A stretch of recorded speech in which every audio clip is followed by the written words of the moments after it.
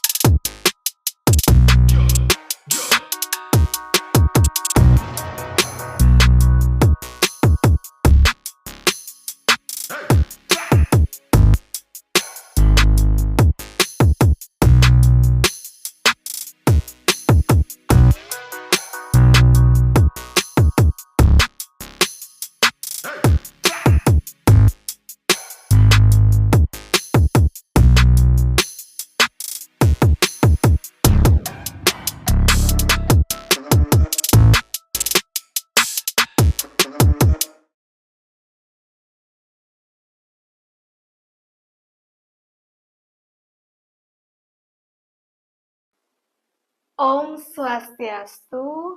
Halo teman-teman, selamat sore. Semoga semuanya dalam keadaan sehat dan happy ya kali ini. Saya Purnia Stuti selaku pembawa acara dalam podcast kali ini akan berbincang santai nih terkait topik podcast kita kali ini, tentu saja dengan topik yang sangat menarik, yaitu memimpin dengan data, leading and lagging metrics dalam bisnis klinik herbal. Coba dikat. Nah, ketika kita berbicara tentang sebuah klinik, yang terbayang mungkin di benak teman-teman semua adalah ruangan terapi, aroma khas herbal, dan juga pasien yang datang untuk mencari kesembuhan. Namun, sangat jarang sekali kita membicarakan hal yang justru sangat penting yang menjadi jantung dari bisnis klinik tersebut, yaitu orang-orangnya atau manusianya sendiri.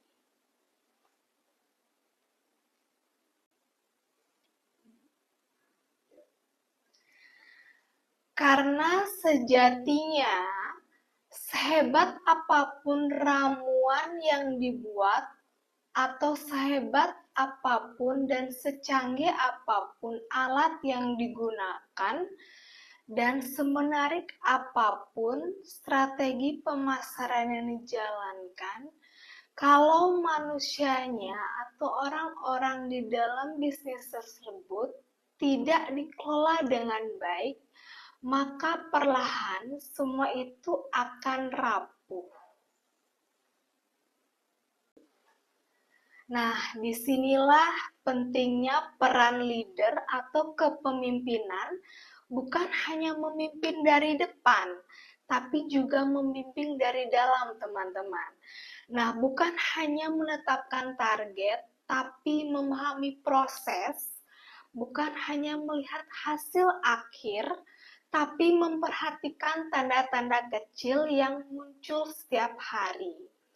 Nah, hari ini tentu saja kita tidak hanya membahas tentang jahe merah atau kunyit asam saja ya teman-teman. Kita akan bongkar nih ramuan kepemimpinan dan strategi sumber daya manusia yang membuat klinik herbal di BSI Jimbaran bisa terus berkembang. Nah, sebelum saya mewawancarai narasumber kita kali ini, izinkan saya melantunkan pantun pembuka terlebih dahulu. Bunga melati di dalam kendi, harumnya semerbak sepanjang pagi. Klinik BSI hadir untuk memberi ilmu dan solusi penuh inspirasi. Nah, di kesempatan kali ini saya sudah bersama leader atau pemimpin dari klinik BSI, yaitu beliau adalah orang di balik layar yang sangat berperan penting nih untuk visi dan arah besar dari klinik BSI.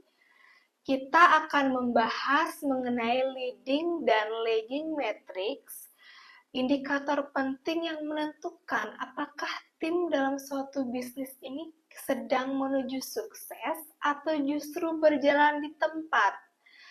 Nah, langsung saja tanpa berlama-lama kita perkenalkan narasumber kita pada sore hari ini. Halo, selamat sore Pak Dani, bagaimana kabarnya? Senang sekali saya bisa diberikan kesempatan untuk melakukan wawancara dengan Bapak Dani. Mungkin sebelumnya bisa perkenalan dulu dengan teman-teman sebagai apa di klinik BSI. Jadi terima kasih atas kesempatannya. Jadi perkenalkan, saya Dani, CEO dari Klinik BSI Internasional. Jadi saya yang memimpin di perusahaan klinik ini, di mana saya memimpin di 3 cabang klinik. Kita ada di Jimbaran, salah satu yang terbesar, kemudian kita ada di Canggu dan juga di Ubud. Untuk ketiganya berarti Bapak Dani semua yang memegang ya, satu CEO untuk 3 cabang tersebut ya. Betul. Ya, betul. Nah, Pak, bisa diceritakan nih mungkin bagaimana perjalanan berdirinya klinik herbal BSI ini? Seperti apa sejarahnya? Mungkin di-sharing ke teman-teman. Oke, jadi untuk dari awal dari klinik BSI Internasional ini dibangun itu pada tahun 2008, itu sebenarnya didasari oleh suatu keinginan yang sederhana sebenarnya, di mana kita mencoba untuk memperkenalkan produk-produk herbal kepada masyarakat, itu untuk sebagai preventif, pencegahan dari segala hal penyakit begitu. Kemudian itu yang mendasari sekali kami untuk membangun klinik BSI Internasional ini, di mana kita memadupadankan antara herbal dan juga ilmu medis begitu. Jadi lebih ke modern perkembangan dari herbal itu sendiri. Wih, menarik sekali ya Pak ya, ternyata sejarahnya. Kalau boleh tahu Pak, untuk SDM-nya sendiri sudah berapa banyak nih untuk 3 cabang tersebut? Kita dari 3 cabang itu total ada sekitar 67 karyawan untuk ketiga cabang total semua. Itu sangat besar ya. Besar. Tapi yang paling banyak di cabang mana Pak? Kita paling banyak di sini, di Jimbaran ya. Ya, betul. Nah Pak, saat Bapak memimpin klinik ini, apa sih challenge terbesar atau tantangan dalam mengelola tim SDM-nya Pak? Tantangan terbesar yaitu kan menyamakan visi ya. Menyamakan visi atau tujuan ya, karena jujur saja staff semua di sini kan oke, untuk skill memang dia sudah miliki ya, dari dia berkuliah dan lain sebagainya, tapi banyak sekali hal-hal yang perlu saya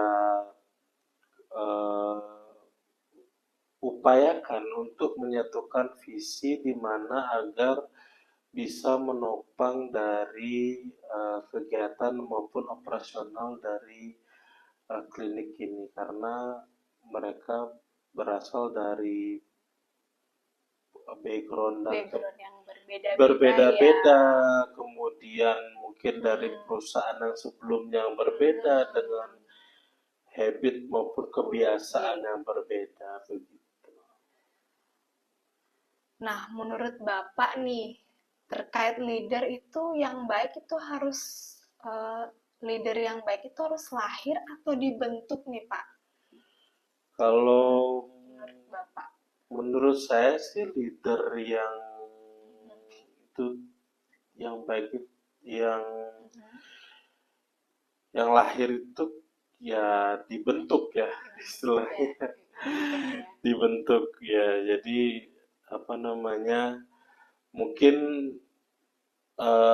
ada juga leader yang sudah memiliki bawaan dari semenjak Mhm. dia lahir, tapi menurut saya leader yang paling bagus itu adalah leader yang dibentuk. Jadi dia belajar dari Mhm. semua permasalahan yang ada dalam perusahaan, Mhm. kemudian dari lini yang paling bawah sampai lini yang paling atas.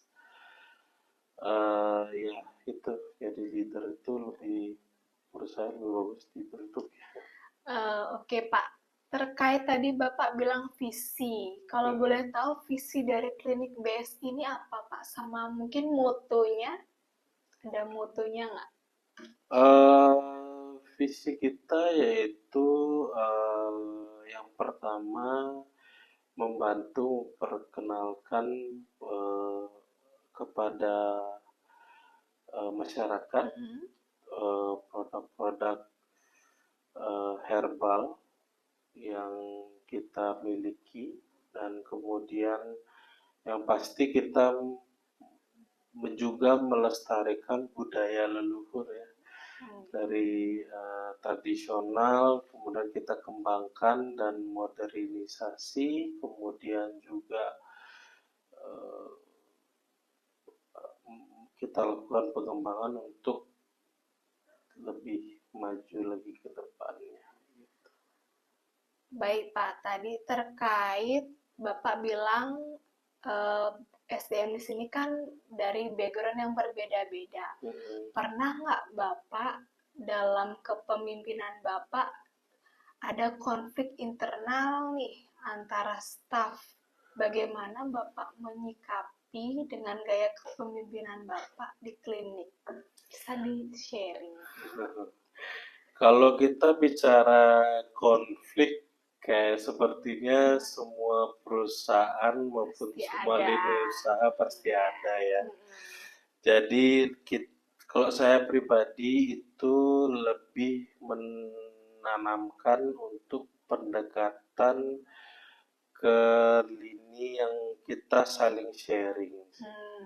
Jadi kita tidak kalau di perusahaan pada umumnya itu kan Mm-mm. menerapkan seperti surat Ya. peringatan seperti itu. Mm-mm. Jadi kalau kita bilangnya di sini itu adalah verbal warning ya. Warning. Jadi Oke. istilahnya kita pendekatan secara humanis, kemudian melakukan komunikasi, Mm-mm. ya kuncinya adalah komunikasi. Komunikasi. Ya, komunikasi antara untuk menyelesaikan masalah internal Internal begitu. seperti itu Ya.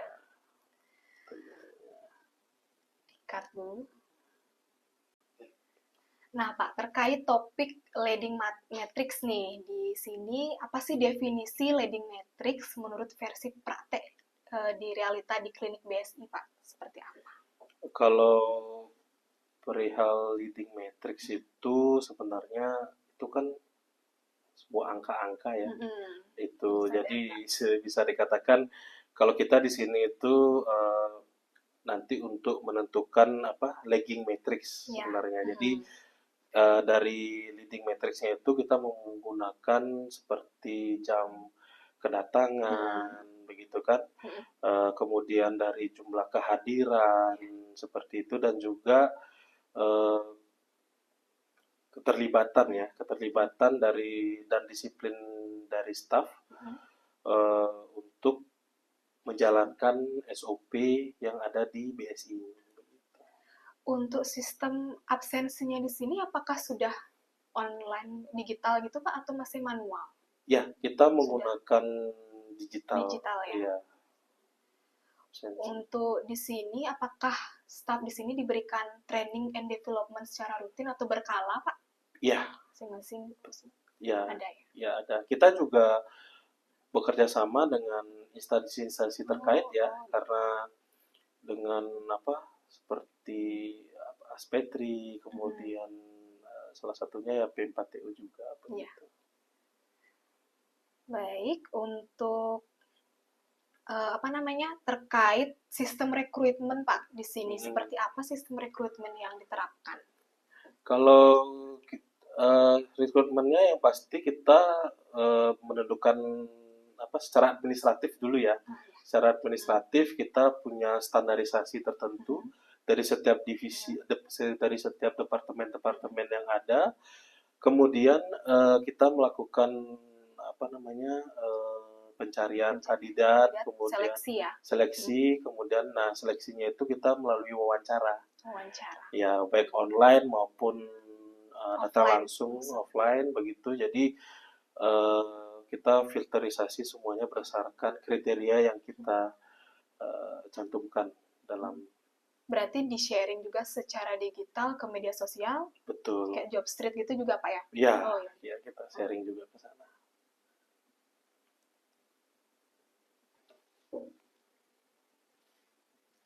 Nah, tadi kan berbicara mengenai rekrutmen dan seleksi. Setelah pegawai itu diterima, pasti kan ada yang namanya on-job training dan juga penilaian atau evaluasi terhadap pegawai. Bagaimana di BSI sendiri melaksanakan atau menerapkan sistem tersebut, Pak? Untuk melakukan penilaian kinerja ya. Penilaian kinerja, jadi kita setiap departemen itu kita ada form penilaiannya. Jadi monitoring juga. Jadi kita lakukan. Jadi staff yang kita ada jenjang ya, ada manajer, ada staff begitu. Jadi staf memberikan penilaian kepada manajer dan manajer juga memberikan penilaian kepada staf. Nanti itu kita akan semacam temukan titik tengah, apakah komunikasi kuncinya kita di sini adalah komunikasi. Target kita adalah membangun komunikasi yang baik. Kemudian setelah kita dari penilaian itu nanti ada satu kolom evaluasi di mana staf bisa menilai manajer, manajer bisa menilai staf. Berarti saling memberikan feedback, Pak ya? Betul. Jadi itu masih dengan form manual atau online, Pak? Kita ada dua. Kita ada online maupun offline gitu.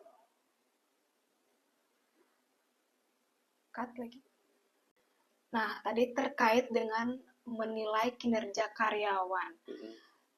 Jika dikaitkan dengan indikator nih Pak, misalnya kan pegawai itu pasti adalah dia lelah, demotivasi, burnout. Nah, indikator apa saja sih yang menjadi early warning system jika SDM itu mulai menunjukkan atau bermasalah gitu tanda-tanda?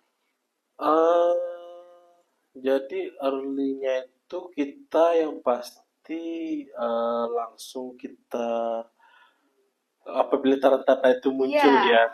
Bagaimana? Biasanya itu saya langsung panggil sih untuk kita tidak langsung menyalahkan maupun apapun ya yang terjadi, entah dia mengalami dia terlambat apapun itu dengan segala dia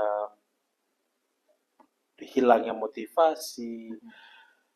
Saya pribadi itu dengan HRD itu mencoba untuk memanggil. Jadi kita ngobrol dan kita bangun komunikasi. Jadi mungkin dari sisi mananya yang bisa kita support atau dari sisi mana yang menurut mereka, asumsi mereka atau pendapat mereka yang bisa kita pakai untuk kita pakai berbenah begitu. Oh, Jadi eh, de- satu sisi mereka kita tampung tampung pendapatnya, pendapatnya. kemudian kita pakai analisa kita Mm-mm. juga, kemudian akhirnya kita ketemu titik temu kalau misalnya dia kurang dari kita, kurang bagaimana ke dia sehingga turun motivasinya, sehingga mengalami keterlambatan atau bermalas-malasan begitu. Jadi di situ kita early warningnya untuk mereka gitu. Jadi lebih pendekatan ke komunikasi lah Komunikasi ya. secara langsung ya.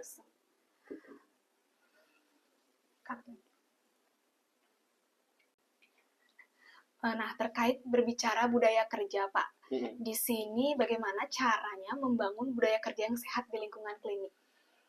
Eh, Selama ini ya, yang di Sudah BSI sendiri dijalankan. sudah dijalankan ya.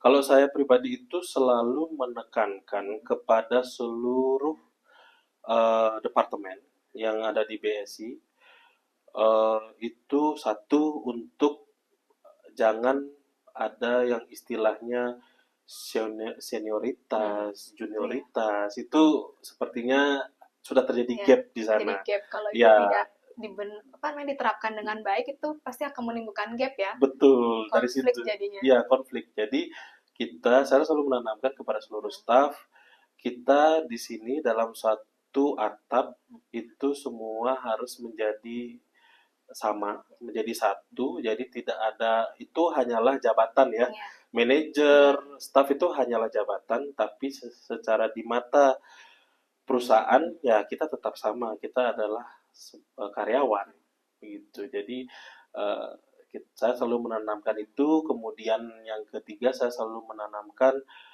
agar komunikasi sekecil apapun dari lini bawah sampai lini atas itu dibangun komunikasi yang baik, karena itu yang menjadi modal, pondasi ya, pondasi dalam suatu perusahaan di mana seluruh departemen dapat terkoneksi dengan baik dan lancar begitu.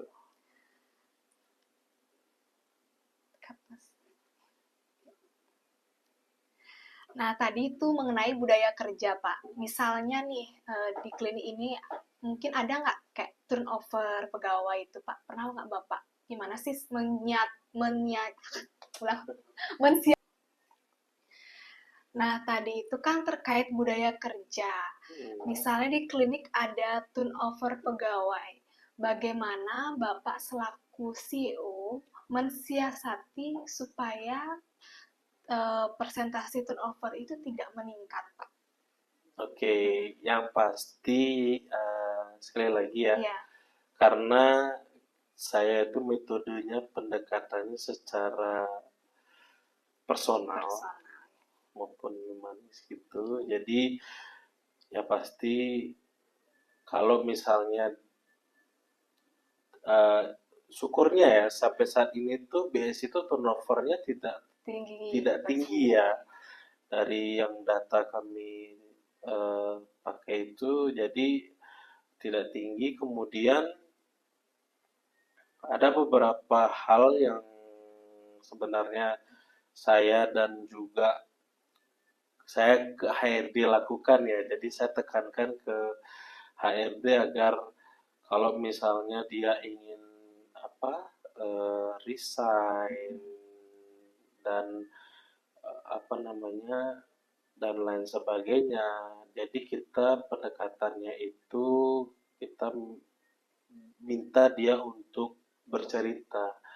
Jadi kita sebagai pendengar yang baik jadinya. Iya. Jadi seluruh kita minta dia untuk berkeluh kesah dan tanpa ada yang ditutup-tutupi. Saling Jadi terbuka, Pak ya, iya, saling terbuka. Jadi supaya ketemu titik temunya gitu. betul. Jadi apa yang menjadi keinginannya dia, siapa tahu kita bisa jembatani dan Iya, kita bisa wujudkan begitu. Jadi itu selama ini kita lakukan.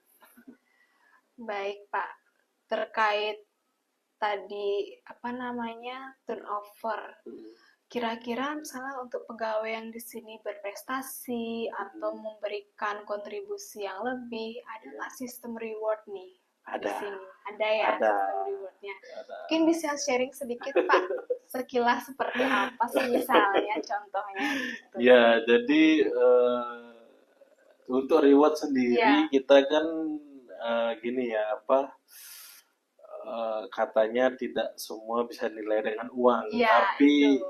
itu jalan satu-satunya kita yang paling mengena Iya, iya. kepada staff gitu. Mm-mm. Jadi selain kita apa namanya berikan motivasi, juga kita juga berikan reward berupa bonus begitu kan. Mm-mm. Kemudian apa namanya kita berikan juga eh, apa namanya itu penghargaan seperti best Oh employee iya. of the month Oh gitu. rutin Jadi ya, berarti setiap rutin. bulannya Oke. ada kita berikan satu sertifikat. Jadi itu sebagai mungkin ya impact kebanggaan bagi dia karena sudah memberikan kinerja yang terbaik buat perusahaan.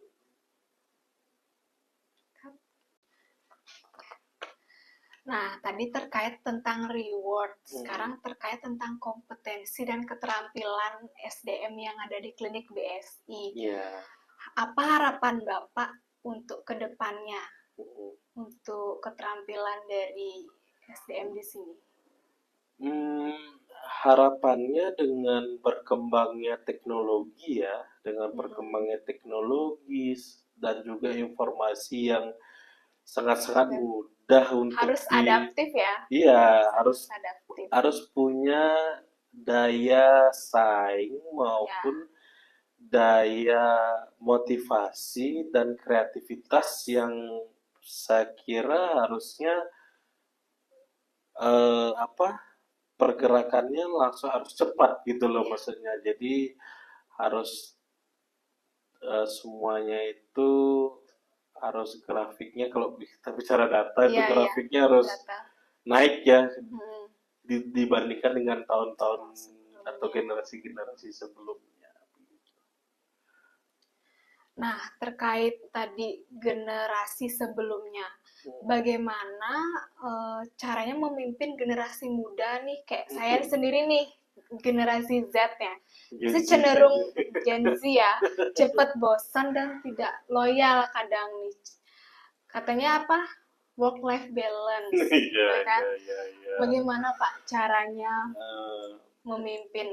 ya, jadi satu yang pondasi yang saya lakukan itu berusaha untuk menjaga kedekatan ya dengan seluruh staff, mau dia dari departemen manapun, saya berusaha untuk mendekatkan diri. Bukan Hmm, saya untuk berdiam diri untuk didekati, bukan. Jadi saya berusaha untuk mendekatkan diri kepada mereka sehingga saya tahu apa yang menjadi apa kebutuhan mereka, sehingga yang terjadi apa? Saya berusaha untuk menciptakan suasana yang nyaman. Jadi meskipun jabatan saya sebagai CEO, jadi mereka tidak merasa saya ini menjadi CEO, jadi hmm. bisa merasa sebagai partner maupun teman gitu yang itu yang saya lakukan di BSI. Jadi apa berusaha untuk mendekatkan diri kepada mereka begitu.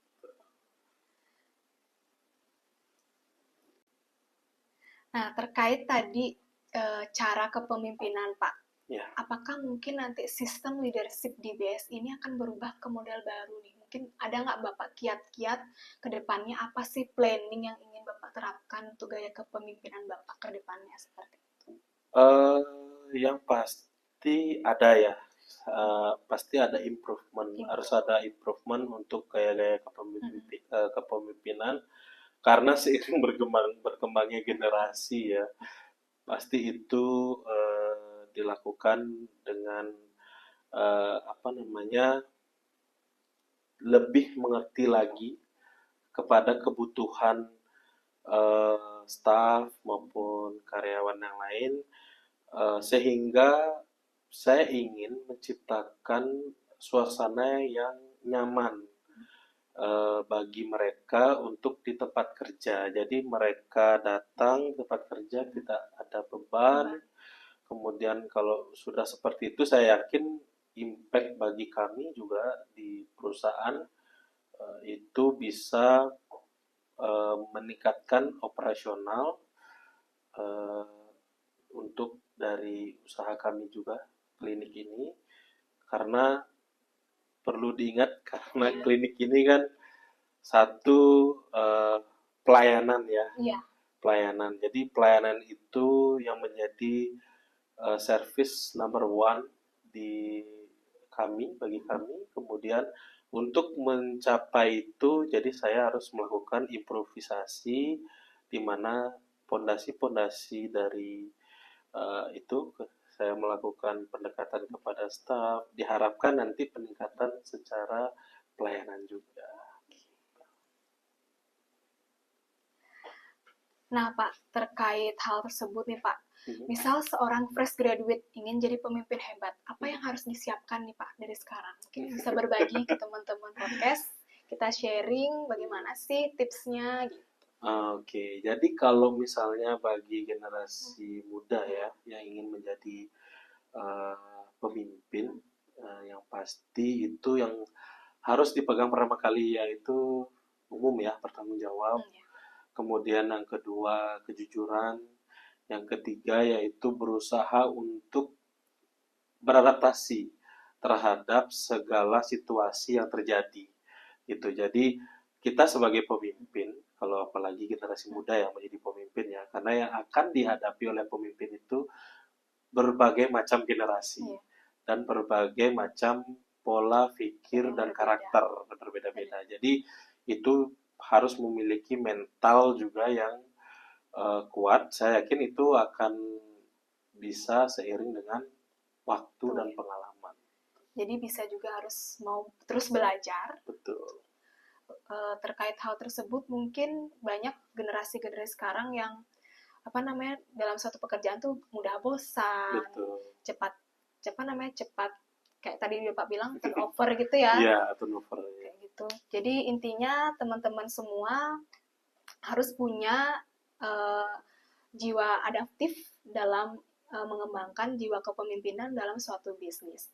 Nah, Pak, kira-kira faktor apa saja sih yang sering dialami oleh karyawan sehingga terjadi penurunan kinerja atau semangat kerja tim selama ini yang Bapak hadapi di klinik? Yang selama ini kita hadapi di klinik itu karena komunikasi ya. Komunikasi yang menyebabkan ketika komunikasi dua arah tidak clear atau tidak baik, koordinasinya nggak koordinasi bagus ya. tidak bagus, jadinya mereka itu berpikiran gini, saya takut dimarahi oleh atasan. Tetapi yang sehingga mereka itu tidak mau disalahkan gitu. Jadi padahal kita sebagai pimpinan, saya sendiri sebagai pimpinan tidak pernah melihat siapa salah siapa benar.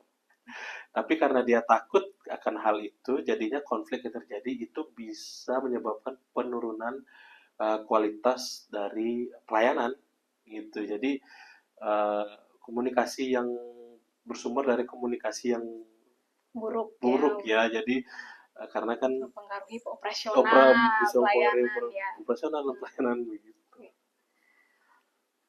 Biasanya Pak, dari pengalaman Bapak sendiri, apa sih kebanyakan alasan terbesar untuk karyawan itu memutuskan resign, Pak?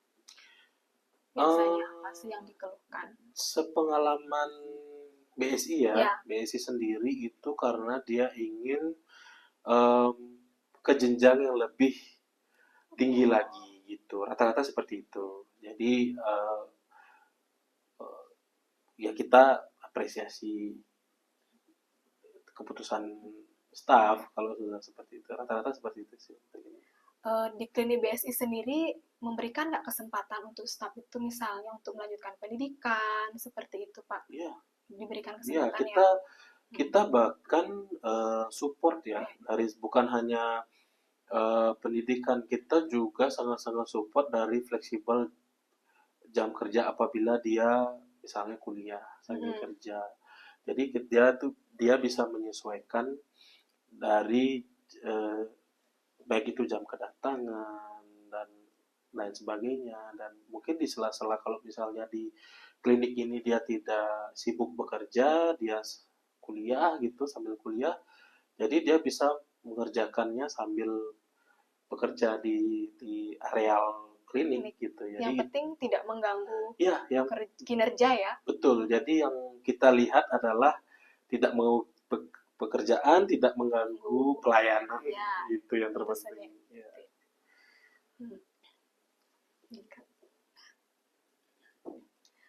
Selain itu Pak, ketika misalnya data menunjukkan masalah pada SDM, langkah konkret apa yang langsung Bapak ambil sebagai pemimpin Pak? Eh, ketika langkah-langkah konkret yang saya ambil ketika mungkin dari data-data yang penilaian itu ya. Penilaian itu yang pertama saya lakukan itu rapat internal per departemen. Ya, jadi saya panggil satu departemen langsung, including the staff-nya. Nah, kemudian saya memberikan arahan atau briefing, kemudian apa yang sekiranya bisa kita perbaiki, nah itu langsung kita perbaiki saat itu juga. Jadi kita lakukan percepatan seperti itu ketika kita membaca data-data yang dari hasil penilaian itu.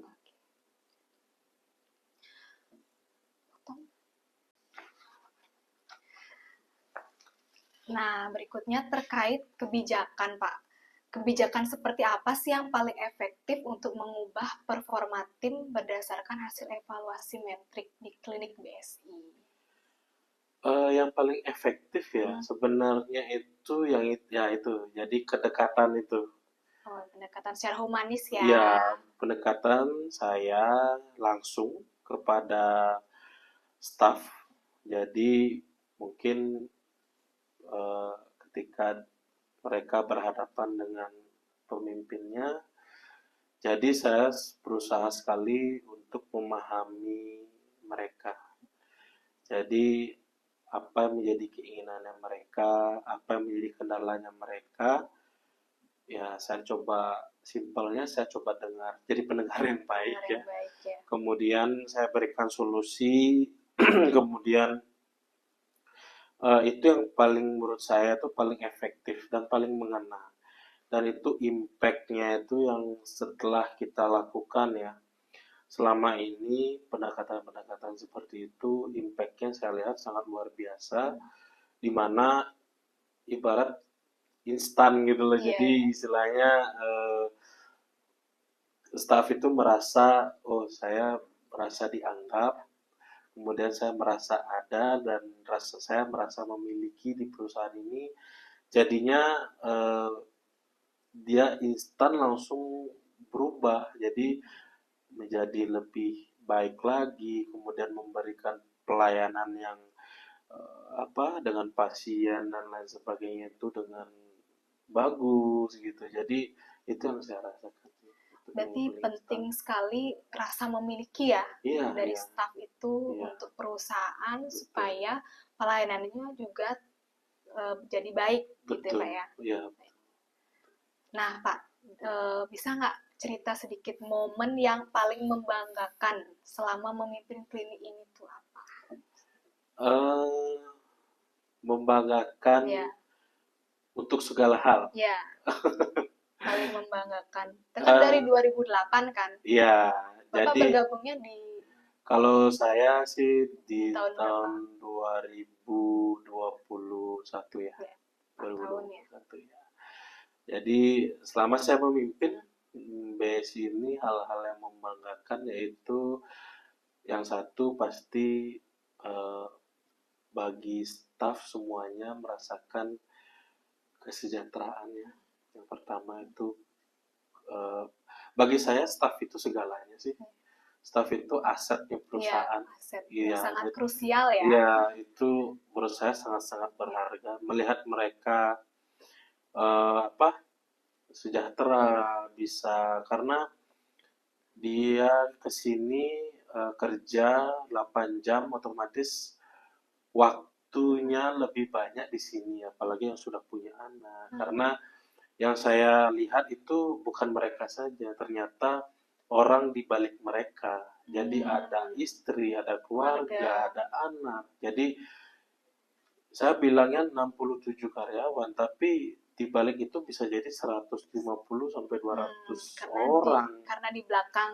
Nah, di belakang itu, ketika mereka sudah bisa mensejahterakan keluarga mereka, jadi dari cerita-cerita mereka juga, jadi itu menurut saya kebanggaan. Kebanggaan Ya, sebagai seorang leader ya. sebagai leader gitu. Jadi kedua yang pasti ya perusahaan berkembang, pasti itu jadi kebanggaan di mana perusahaan sudah melakukan ekspansi sampai keluar Bali segala macam ya itu menjadi kebanggaan bagi saya juga begitu.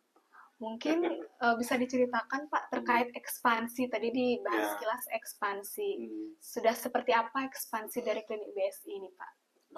Sebenarnya kita sudah melakukan ekspansi yang lumayan besar ya. Jadi kita sudah karena kita di bidang produk herbal gitu. Jadi ternyata market atau pasar ini menyerapnya sangat positif gitu kan. Jadi kita sudah mulai ekspor nih. Ekspor ke luar negeri, baik itu Australia, Eropa, dan Amerika juga. Kemudian kita juga ekspansi di nasional juga. Itu ada di Jakarta. Nah, dalam waktu dekat kita mau ekspansi juga ke Lombok seperti itu. Jadi melihat seperti BSI sekarang, menurut saya dengan segala yang dimilikinya, saya sangat-sangat senang lah ekspansi dari BSI sebesar ini. Wah, keren sekali ya, sudah mencakup internasional, sudah ke Eropa, Australia, Amerika, gitu kan. Sekarang juga akan berlanjut mengembangkan ke Jakarta juga, sama Lombok ya Pak ya? Iya, betul. BSI sendiri juga sudah bekerja sama dengan P4TO Bali juga ya? Betul, ya, nah itu. Mungkin bisa diceritakan sedikit Pak, kenapa bisa bekerja sama dengan P4TO Bali? Ya, sebenarnya ini awalnya saya ketemu P4TO tuh dari ketidaksengajaan ya, ketidaksengajaan. Jadi istilahnya saya coba browsing-browsing gitu kan. Apakah ada instansi pemerintah yang mendukung mengenai produk herbal gitu kan. Simpelnya seperti itu. Kemudian saya dapat baca pengolahan hasil panen P4TO gitu kan. Nah, saya coba cari websitenya, kemudian saya pelajari, saya baca-baca, oh ternyata bagus ini.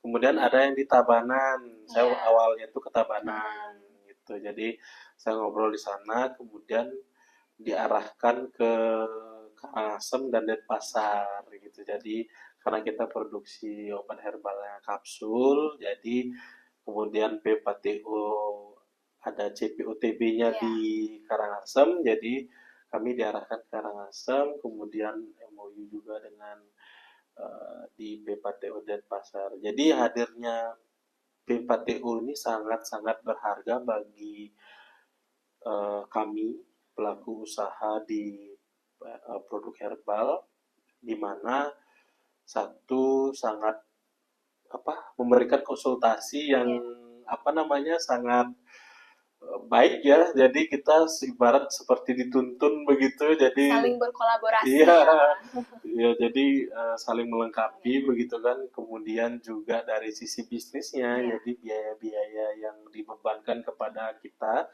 pelaku UMKM itu sangat bagi saya ya sangat-sangat terjangkau gitu. Jadi saya sangat berterima kasih ya dengan hadirnya P4DO sehingga perusahaan kami itu bisa berkembang dan ekspansi sebesar ini. Itu salah satunya karena dukungan dari P4TO.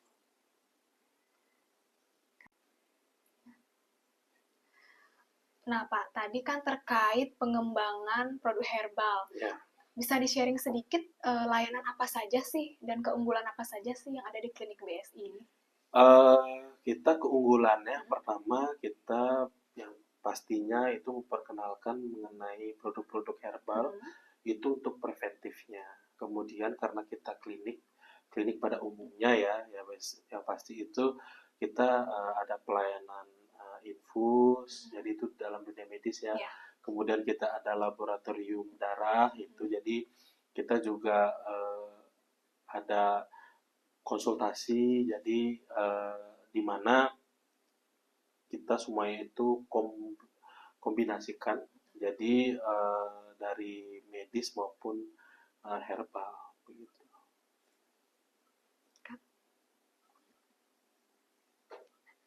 Tadi Bapak bilang terkait produk herbal. Kalau Ya. boleh tahu produk herbal yang sudah diproduksi di BSI itu apa saja sih, Pak? Kita sebenarnya ini ya, karena kita kan bekerja sama dengan B4TU, jadi semuanya itu sudah kita konsultasikan, yang dimana kita sudah menghasilkan 120 jenis. Lumayan 120, banyak ya, sekali ya. 120 jenis. Jadi itu, tapi kita sedang berproses dengan B4TU Iya. untuk pengembangannya dan juga produksinya dan juga apa namanya itu kolaborasi juga mengenai research and development-nya, bagaimana produk-produk ke depan yang bisa kita buat melalui B4TU. Berarti di klinik BSI ini juga ada tim research and development-nya juga, Pak, yang menangani. Itu Ada, ya, ada ada. ya. Oh. Jadi kita punya tim untuk R&D. Jadi tim R&D ini yang berkolaborasi dengan B4TU. Ya, jadi untuk mengembangkan produk-produk dari kami.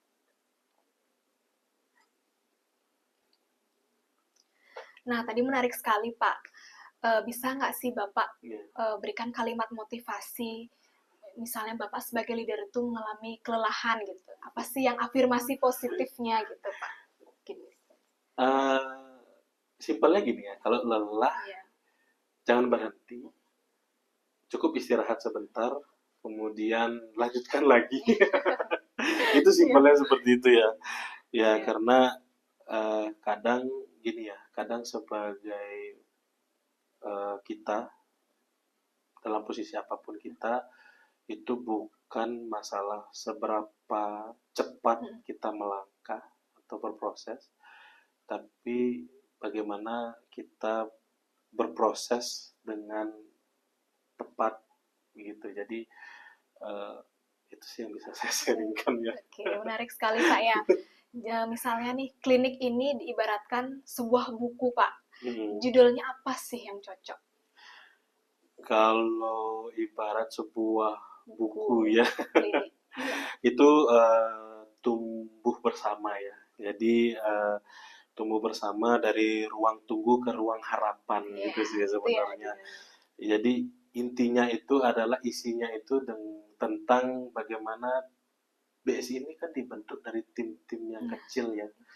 Tim-tim yang setiap departemen itu diisi oleh 1-2 orang. Dari tim-tim yang kecil itu dimana kita pelan-pelan belajar dan dimana saya sebagai leader itu punya harapan gitu loh. Jadi mereka juga, saya yakin mereka staff di sini juga memiliki harapan yang besar terhadap BSI gitu. Jadi saya sebagai pimpinan, sebagai leader itu bagaimana menggunakan segala upaya itu agar semuanya bisa tercapai sesuai dengan harapan gitu sih kira-kira klise. Menarik sekali ya teman-teman.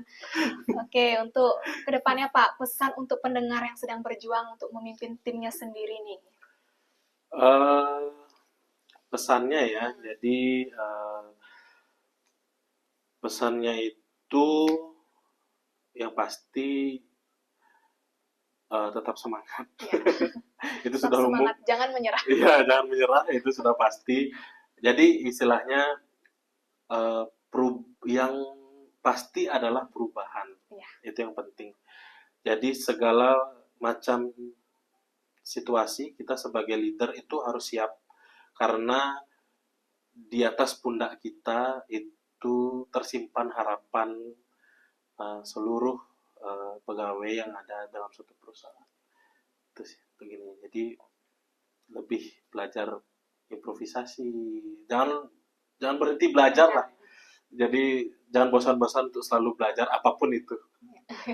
Oke, last question Pak. Menurut Bapak lebih mudah membangun bisnis yang sukses atau manusia yang sukses nih? Kalau menurut saya Ya, itu pilihannya. paling mudah itu bangun bisnis ya. Bisnis ya, Yang sukses susah ya. manusia. Karena itu, jadi kalau membangun manusia yang sukses itu kan dia berasal dari karakter, background yang Berbeda-beda ya. Lebih berbeda-beda. susah ternyata mengatur manusia Betul. ya. Kalau bisnis itu kan ada SOP Ya, dan lain sebagainya ya, bisa kita ada indikator banyak lah yang bisa kita gunakan untuk majukan perusahaan bisnis. Oke, menarik sekali ya teman-teman. Oke. Baiklah, demikian tadi podcast yang sangat menarik dengan narasumber yang luar biasa dan inspiratif. Semoga apa yang dibagikan kali ini dapat bermanfaat untuk teman-teman semua, khususnya yang sedang ingin memulai bisnis atau yang sudah memiliki bisnis, supaya dalam manajemen SDM-nya dapat memberikan inspirasi ke depannya. Nah, kadang kita berpikir bahwa kepemimpinan itu adalah soal strategi, soal target, dan soal grafik yang terus naik. Tapi hari ini kita banyak sekali belajar dari narasumber kita kali ini, yaitu Pak Dhani. Kita belajar satu hal yang jauh lebih dalam dari hanya sekedar angka, yaitu kita belajar bahwa di balik setiap laporan kinerja ada manusia yang lelah. Di balik setiap peningkatan atau perjuangan yang tidak selalu terlihat, dan di balik setiap keputusan besar, ada hati yang harus dikuatkan berkali-kali. Nah, melalui cerita dan pengalaman dari CEO Klinik Herbal BSI kali ini, kita diingatkan bahwa pemimpin sejati bukan yang paling keras suaranya, tapi yang paling besar ketulusannya. Bukan yang hanya fokus pada hasil, tapi yang peduli pada proses, kesejahteraan, dan tanda-tanda kecil yang sering luput dilihat. Nah, jika teman-teman merasa lelah dalam memimpin tim teman-teman, jika merasa ragu dengan jalan yang sudah ditempuh, ingatlah bahwa pemimpin terkuat pun pernah ingin menyerah. Nah, bedanya mereka memilih untuk tetap bertahan, bukan karena mereka tidak takut, tapi karena mereka sadar ada banyak orang yang bergantung pada langkah mereka. Nah, semoga episode kali ini bukan hanya memberikan kita wawasan, tetapi juga memberikan kita keberanian untuk tetap berjalan dan kebijaksanaan untuk tetap peduli. Nah, terima kasih untuk Bapak Dhani untuk waktunya sudah berkenan saya lakukan wawancara. Semoga ilmu yang diberikan dapat memberikan inspirasi untuk teman-teman yang ingin atau sedang membangun bisnis. Dan terima kasih juga untuk teman-teman yang sudah mendengarkan podcast kali ini. Cakep. Boleh Pak gituin biar sedikit agak garing. Udah.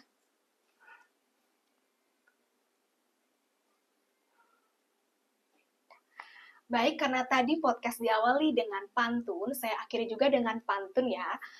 Pergi ke taman memetik melati. Angin sore berhembus perlahan. Pemimpin hebat bukan soal posisi, tetapi hati yang menyala, penuh ketulusan. Oke, terima kasih untuk teman-teman yang sudah menyaksikan podcast kali ini. Semoga ilmunya dapat bermanfaat untuk rekan-rekan semua. Bertemu lagi di podcast berikutnya. Bye-bye.